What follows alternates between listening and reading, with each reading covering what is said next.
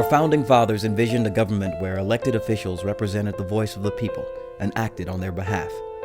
Throughout history, America has struggled to live up to this ideal. In 2010, the promise of a representative democracy became less of a reality. We begin with the ruling from the Supreme Court that could change how political campaigns are run in the future. By a vote of 5-4, the nation's highest court ruled that corporations may spend freely to support or oppose candidates for president and Congress. So many people feel like government already is not fulfilling this role of accountability and responsibility, and Citizens United just exacerbates that.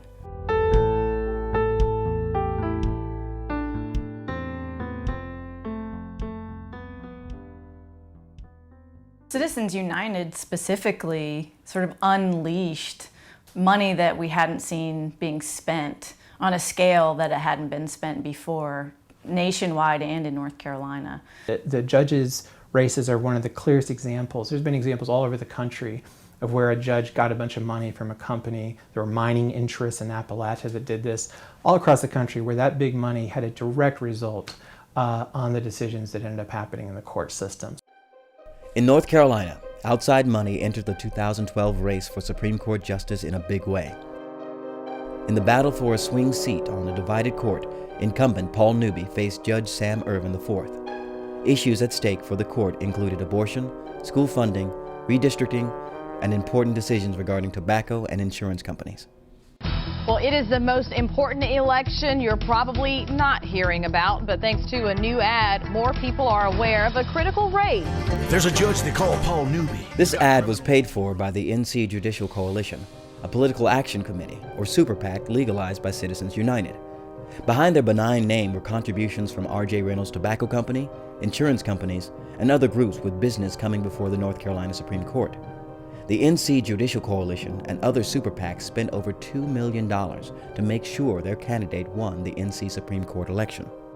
This idea that a lawyer or a corporate interest that has a case pending before a judge, that they could somehow drop a bunch of money on a judicial race, and that doesn't somehow give at least the appearance of corruption, that shouldn't happen, right? That is not good justice. That's not how we want our system to work. The 2012 Supreme Court election broke previous spending records in North Carolina, and spending increased exponentially for other races throughout the state. Remarkably, 10 groups accounted for more than 90% of the state's independent election spending. I think we're teetering now toward turning into a society that's completely dominated by a handful of interests. The corporations in North Carolina, the PACs in North Carolina, insurance companies, oil companies, and the rest. It's going to be harder and harder for average people to have any sort of impact on their government and the decisions that affect their lives. It's a very ominous time. But there is a better way. Right now, North Carolina has a program that gives candidates grants to run clean campaigns, free of corporate donations and all the strings attached to them. It is considered the gold standard of campaign finance in the United States. The idea is that any person can run for office, and they'll give you a public grant if you raise a bunch of small donations.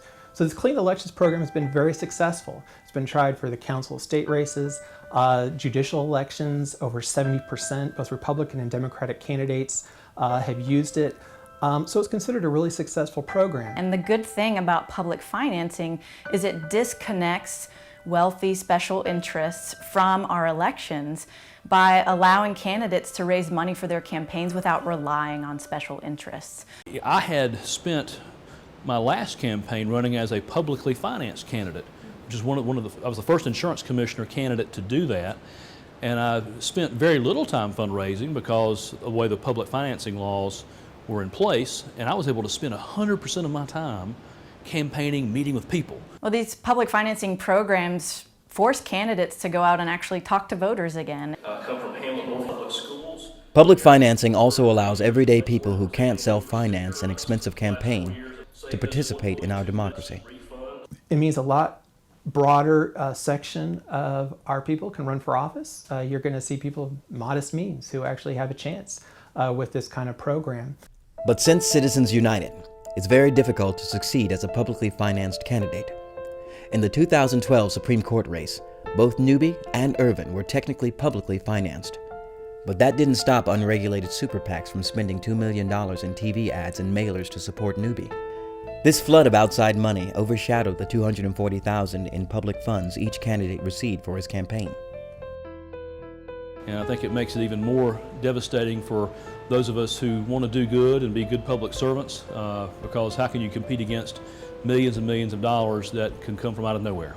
But powerful donors and the candidates they back are working to ensure that Citizens United is upheld and public finance is undermined. One such donor is Art Pope, a North Carolina multimillionaire who funds super PACs and groups like Real Jobs North Carolina, Civitas Action, Americans for Prosperity, and the John Locke Foundation, which published legislative recommendations to get rid of North Carolina's public financing program. So the fact that these special interests are now interested in getting rid of public financing, which helps protect voters against special interests, is really telling. It's an attempt to secure power for the long term in North Carolina by getting rid of the solutions to Citizens United. Understand their concerns about the... So I have actually introduced legislation to address Citizens United. I introduced legislation that would rein in, it would require better disclosure by companies and require a shareholder vote. Several states around the country introduced similar legislation. I'm not sure any of it advanced. These sorts of things that are perceived to hurt the electoral chances of the party in power don't really see the light of day. So At every turn, groups like Americans for Prosperity, Civitas Institute, the John Locke Foundation have opposed this idea of trying to level the playing field. The way I look at it is they want Pope-funded elections, not publicly funded elections. Citizens United takes a government that was already struggling to be of, by, and for the people and sort of puts it on a fast track to government of, bought, and paid for by wealthy special interests. Is this what our founding fathers had in mind? Is this your dream for our democracy? When people are polled about whether they like the way big money runs their campaigns, they say no. What they need to understand is that there's a way out, there's a solution.